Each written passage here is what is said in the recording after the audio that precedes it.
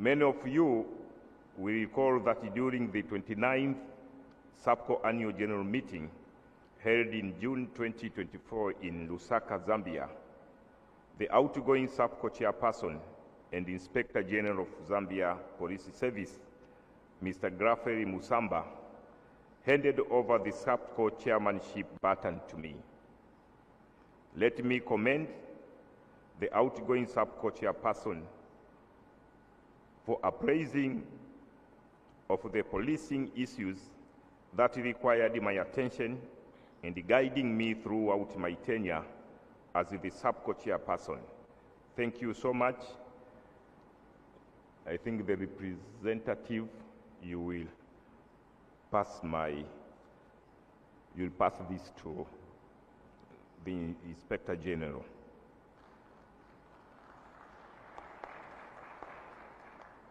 To the same extent, allow me to extend my profound gratitude to the Sadc Secretariat and the Interpol Harabia Rally, who from 1st to 2nd October 2024 visited me for an onboarding exercise which was meant to enlighten me of the role, structure, sectors, and units under the organ, the roles and responsibilities of SAPCO chairperson, regional strategic instruments to combat transnational organized crime, decisions to be implemented, statutory and technical meetings, operations to combat transnational organized crimes, and SAPCO technical organs, amongst others.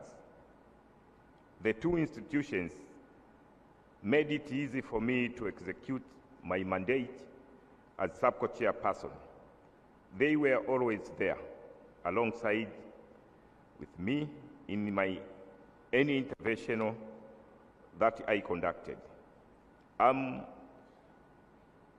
exceedingly grateful to their commitment to the cause and the agenda of SAPCO. Our guests of honor, allow me to present a report summarizing the interventions and observations made during my tenure as the SAPCO chairperson. As you are aware, SAPCO chairperson is expected to visit SADC member states to assess progress made in the implementation of decisions of ministerial committee of the organ, SAPCO and Interpol relating to strengthening the fight against TOC, amongst others. Since I had enough time and budget, my plan was to visit at least 6 member states. However, I managed to visit 2 member states, that is the Republic of Zambia and the Republic of Malawi. The other 4 member states, which were requested to host the SAPCO chairperson, could not do so due to unforeseen circumstances. Fellow chiefs of police, may I underscore the fact that SAPCO chairperson visits are not meant for fault finding or witch hunting, but they enhance regional cooperation amongst us through sharing of information and best practice, benchmarking, and effective coordination of regional efforts to combat TOC. It is unfortunate that there are few member states that are always ready to host the SAPCO chairperson, and these have been visited year in and year out. Therefore, it is my humble submission that the chiefs of police should in fact volunteer to be visited by the SAPCO chairperson rather than waiting to be requested. Allow me, chiefs of police, to present you the following. First, monitoring and evaluation visits. The Republic of Zambia. My first port of call was to visit the outgoing SAPCO chairperson to enable me to ride on the success achieved by him during his tenure appreciate the challenges member states were facing in combating TOC and to acquire insight regarding the thrust of my future visits to member states. Therefore, I had the honor and privilege to visit the Republic of Zambia from 9th to 10th December 2024. I was accompanied by the senior officer, Police Sapco at the Sadc Secretariat, Madam Tanyani Gumede, and the head of Interpol Abi Harare, represented by the regional specialized officer, Interpol Abi Harare, Mr. Simon Musora. Guests of honor, distinguished delegates, I'm gratified to report that the Zambia Police Service consistently participates in SAPCO programs, workshops, training activities, joint operations, and meetings, a gesture which underlines and demonstrates unparalleled commitment by the Republic of Zambia to foster cooperation, collaboration, and coordination with SADC member states in the fight against TOC. I also noted that the following best practice by the Republic of Zambia, which other member states may emulate. First, participation in SAPCO programs and activities. Second, hosting of regional interventions. Third, an operational National Counterterrorism Center constituted by various law enforcement agencies whose officers are seconded and are under the payroll of the center, addressing gender imbalance through the recruitment process.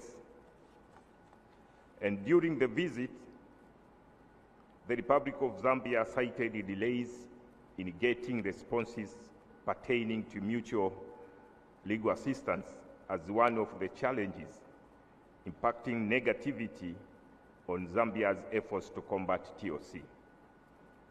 It was also highlighted that the Republic of Zambia faces challenges in terms of financial, human, and technological resources, diverse legal systems, and regulatory frameworks amongst member states, which negatively impact on efforts to harmonize strategies for combating TOC.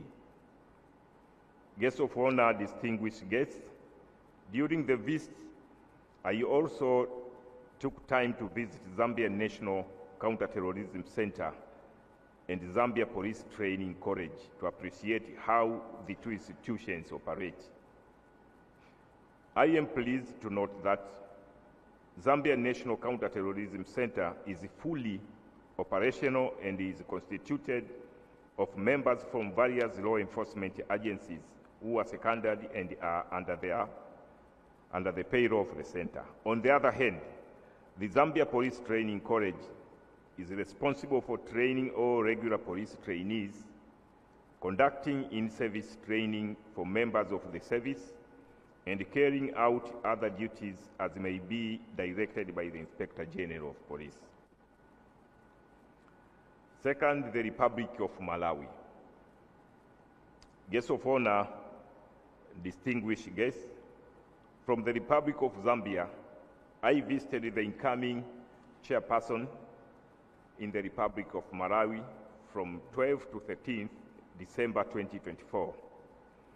I was accompanied by the senior officer, police, at SADC Secretariat representative, the liaison officer at the SADC Secretariat, Mr. Simbarashe Manjera, and Interpol Abi Harare representative, regional specialized officer, Interpol Abi Harare, Mr. Simon Musora. I am also pleased to highlight that Malawi Police Service consistently participates in SAPCO programs, workshops, training activities, operations, and meetings.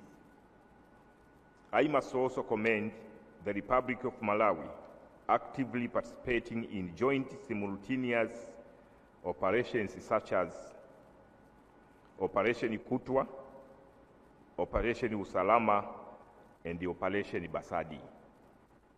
Furthermore, let me applaud the Republic of Malawi for being among the first few member states to sign the Sadc Protocol against trafficking in persons, which was approved by the MCO in 2022. As you may be aware, the protocol is yet to enter into force due to lack of the required quorum for signatures and ratifications. Just like the Republic of Zambia, the Republic of Malawi cited delays in getting responses pertaining to mutual legal assistance on criminal matters and extradition as one of the challenges impacting negatively on its efforts to combat TOC. It was also highlighted that the Republic of Malawi faces challenges in terms of resources and technological capabilities to fully implement Sadc and the Interpol resolutions, including lack of modern forensic tools, databases, and training resources. During the visit, I noted the following best practice by the Republic of Malawi, which other member states may emulate. First, participation in SAPCO programs and activities, and second, elevation of competent female police officers to leadership positions through women empowerment programs. Other observations: SAPCO capacity building and training programs. Guests of honor, fellow chiefs of police, due to the shifting political landscape, the funds which were available from the international cooperating partners to finance some of the SAPCO capacity building and the training programs are being withdrawn and or getting reduced. This is negatively impacting on our concerted efforts to enhance the capacity of our law enforcement officers through training, as reflected by the fact that from 2024 approved regional action plan, only 5 out of 18 planned courses were conducted. Fellow chiefs,